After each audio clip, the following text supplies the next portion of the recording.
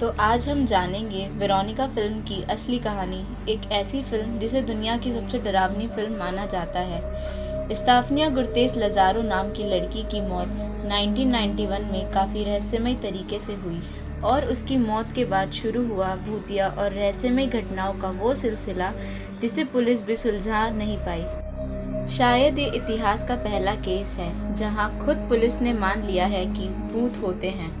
स्टेफनिया ने 1990 में कॉलेज जाना शुरू ही किया था और कॉलेज जाने के साथ साथ उसके बिहेवियर में अजीब से चेंजेस होने लगे।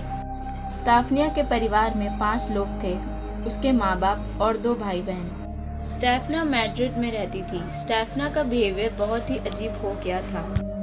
वो रात के टाइम अपने भाई को देखकर घुर्राती थी और बहुत बार अटैक भी करती थी। उसकी इन हरकतों से लगता था कि जैसे वो उसकी जान लेने की कोशिश कर रही है। स्टेफना रात में चीखती थी और अजीबोगरीब आवाज़ें निकालती थी। उसके परिवार को कुछ समझ ही नहीं आ रहा था कि उसके साथ हो क्या रहा है। स्टेफना बीच बीच में ठीक हो जाती थी, लेकिन फिर उसको दौरे पड़ते थे। उसके पेरेंट्स ने उसे बहुत सारे स्पेशलिस्ट को भी दिखाया, लेकिन रिपोर्ट में किसी भी तरीके की बीमारी नहीं आई। अब धीरे धीरे स्टेफनिया की हालत ख़राब होने लगी और उसकी सेहत भी बहुत ज़्यादा गिर चुकी थी। घर वालों को भी समझ नहीं आ रहा था कि उसके साथ हो क्या रहा है। जब एक दिन उसके कमरे में उसके माता पिता ने जाके देखा तो पता चला कि वो काले जादू की प्रक्रिया करना सीख रही थी। उन्हें पता चला कि ओइजा बोर्ड से वो आत्माओं से बात करती थी। स्टेफनिया ने बताया कि उसे काफ़ी डरावने और अजीब साए दिखते थे जिनके चेहरे नहीं दिखते थे, और उसने बताया कि ये साए उसे उनके साथ चलने के लिए बोलते थे। इन सब घटनाओं को 6 महीने हो चुके थे।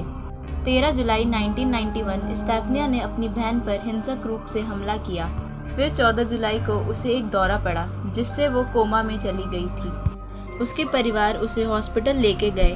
3 हफ्ते तक उसकी जांच हुई और कोई डॉक्टर कुछ भी वजह नहीं निकाल पाए। सब कुछ ठीक चल रहा था। हॉस्पिटल में उसे किसी भी तरीके का दौरा नहीं पड़ा।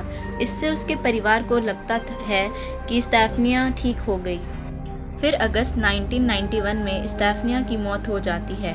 डॉक्टर खुद भी स्टेफनिया की मौत का रीज़न नहीं बता पाए, लेकिन स्टेफनिया की मौत के बाद गुर्तेस हाउस में पैरानॉर्मल एक्टिविटी होने लगी। जिस कमरे में स्टेफनिया रहती थी वहाँ रात में चीखने की आवाज़ आती थी और उसके कमरे के अंदर रात के समय ठंडी हवाएं भी चलती थी। उनके घर में सायों का दिखना, दरवाज़ों का बंद होना और खुलना और कांच का टूटना, ये सब तो डेली होने लग गया था। ऐसा लग रहा था कि जैसे वो उनका घर नहीं, एक हॉन्टेड हाउस हो। लेकिन उसका परिवार फिर भी उसी घर में रह रहा था, क्योंकि उन्हें ये विश्वास था कि जो आत्मा उनके घर में है वो और किसी की नहीं बल्कि उनकी बेटी स्टेफनिया की है। उन्हें ऐसा लगता था कि वो आत्मा उन्हें कुछ बताना चाह रही है। स्टेफनिया के मौत के करीब 2 साल बाद उसके रूम में लटकी उसकी फ़ोटो में आग लग गई और स्टेफनिया की फ़ोटो का वो हिस्सा जला था जिसमें उसका चेहरा था। उसकी तस्वीर में अपने आप आग लगते हुए उसके परिवार ने अपनी आंखों से देखा था। एक दिन रात के समय स्टेफनिया की माँ के ऊपर किसी अनजान शक्ति ने हमला किया और उसकी जान लेने की कोशिश।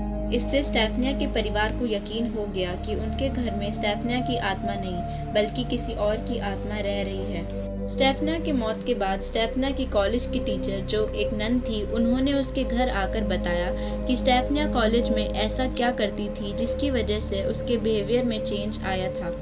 स्टेफनिया की सिर्फ 3 या 4 खास दोस्त थी, जिनमें से एक के बॉयफ्रेंड की मौत हो गई थी और उसकी दोस्त के बॉयफ्रेंड की मौत एक बाइक एक्सीडेंट में हुई थी। और उसकी दोस्त अपने बॉयफ्रेंड से बात करना चाहती थी क्योंकि उसे पता था कि स्टेफनिया काले जादू की प्रैक्टिस करती है। ओइजा बोर्ड के थ्रू वो उसके बॉयफ्रेंड से उसकी बात करा सकती है।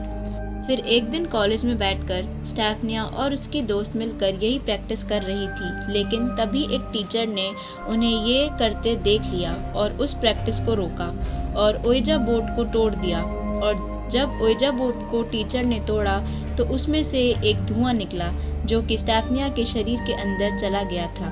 फिर उसके परिवार ने ये सारी बातें पुलिस को बताई। पुलिस ने इन्वेस्टिगेशन स्टार्ट की। उन्होंने बहुत से अजीब घटनाएं अपनी आंखों से उनके घर में होती देखी। और ये सब डरावनी घटना के बाद पुलिस ने खुद फैसला किया कि इन सारी घटनाओं के पीछे किसी इंसान का हाथ नहीं है, बल्कि इसके पीछे कोई बुरी शक्ति है, और स्टेफनिया के परिवार को घर छोड़ने के लिए सजेस्ट किया। और ये जब उन्होंने वो घर छोड़ा तो उसके बाद उनके साथ फिर कभी ऐसा नहीं हुआ। तो ये थी स्टेफनिया की पूरी कहानी। गुर्तेस हाउस आज भी बंद पड़ा है, वहाँ पर किसी को जाने की अनुमति नहीं दी।